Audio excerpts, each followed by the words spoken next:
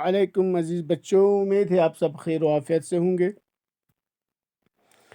کل ہم نے مولوی عبدالحق کا خاکہ، جس کی ساری ایکسرسائز ہم نے تمام کیے، پیج نمبر 77، جس میں مذکر مونس اور کچھ اجداد تھے، اس کا ہم نے مطالعہ کیا۔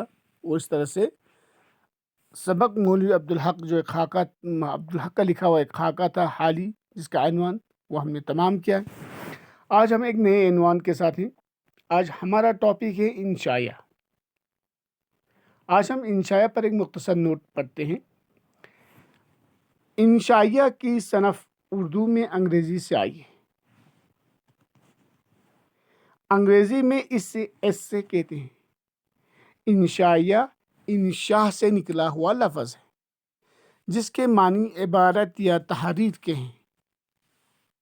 عبارت یا تحریر کے ہیں، لیکن لغوی معنی میں جو بات دل سے پیدا ہو جائے انشائیہ کہلاتا ہے۔ انشائیہ میں کوئی اصول نہیں ہے۔ جو کچھ کہو اس طرح کہو کہ پڑھ کر جی خوش ہو جائے، ان کی وہ تحریر جس سے پڑھ کر انسان کا دل خوش ہو جائے، اس سے انشائیہ کہتے ہیں۔ اس میں کوئی اصول مرتب نہیں ہے، قواعد نہیں ہے۔ ڈاکٹر جانسن نے انشائیہ کے تعلق یہ بلیغ بات کہی، ایک بہت بڑی بات کہی۔ It's a loose silly of mind. یہ انسانی دماغ کی ڈھیلی اور بے پرواہ قسم کی اڑان ہے۔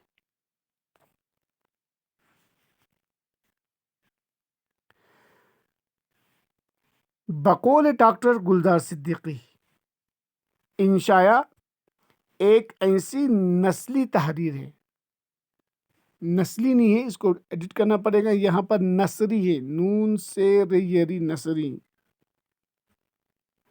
نون سے ری نثری تحریر ہے، جس کا دائرہ وسیع ہے۔ اس میں موضوع کی تنگی ہے، نہ کوئی حد بندی۔ کوئی موضوع کسی بھی موضوع پہ لکھ سکتے ہیں، کوئی اس میں حد بھی نہیں، جتنا لمبا لکھے اس کا حد ہی نہیں ہے۔ اس میں کہیں کہیں ظرافت بھی، نزاکت، اور کہیں طنز بھی، طنز ہنسی مذاق، مگر اس کے لیے کوئی بھی شرط قابل قبول نہیں، مگر اس کے لیے کوئی شرط نہیں ہے۔ جیسے ہم نے پہلے کوئی اصول نہیں ہے، اسی طرح شرط بھی نہیں کس طرح لکھنا، اس میں یہ قواعد ہیں۔ اردو ادب میں اس صنف کا آغاز کب اور کس کے ہاتھوں ہوا، اس بارے میں اختلاف رائے پائی جاتی ہے۔ البتہ ملا وجہی کی سبرس کتاب ایک ہے، اس کا نام سبرس، کس کا لکھا ہے؟ ملا وجہی کی سبرس میں اس کی اولین جھلک نظر آتی ہے۔ اور جن انشائیہ نگاروں نے، یہاں پر میں کو ڈیلیٹ کر لے گا، اور جن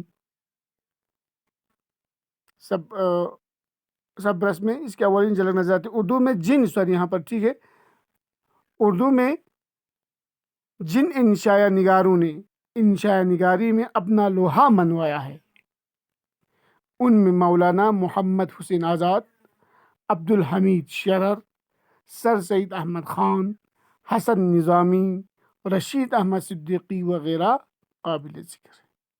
تو اس طرح یہ انشائیہ ہے۔